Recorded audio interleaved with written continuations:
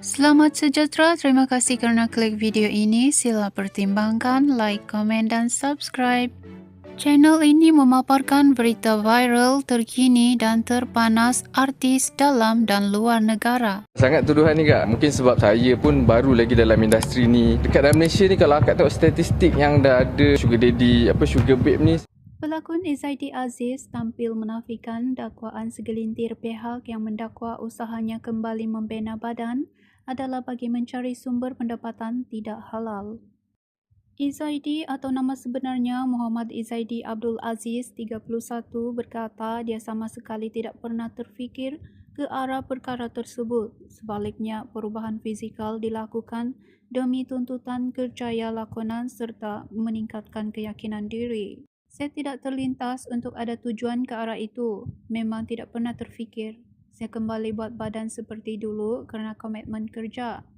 Hanya untuk nampak sehat dan kesihatan diri sendiri serta tambah keyakinan untuk diri sendiri di dalam skrin. Sebelum ini saya dalam penggambaran dan watak yang diberi pun meminta saya menjadi seakan-akan Prince Maton, iaitu segak dan tegap. Jadi saya ambil insentif untuk bina badan balik. Itulah tujuan sebenarnya. Yang pasal cari duit haram tu saya tidak ada hak untuk halang siapa untuk bercakap. Cukup saya sendiri tahu niat saya sebenar. Izzaidi berkata perubahan dirinya selepas aktif menjalani latihan di gym turut memberi kesan positif terhadap tahap keyakinan dirinya yang sebelum ini agak rendah. Katanya dia seorang yang pemalu dan sering berdepan masalah kurang keyakinan ketika berhadapan dengan orang ramai. Dalam pada itu, pelakon drama Isteri Rahsia Engku Jabar mengakui tidak faham mengapa ada pihak yang membuat andaian negatif terhadap dirinya hanya kerana berkongsi rutin kecergasan di media sosial.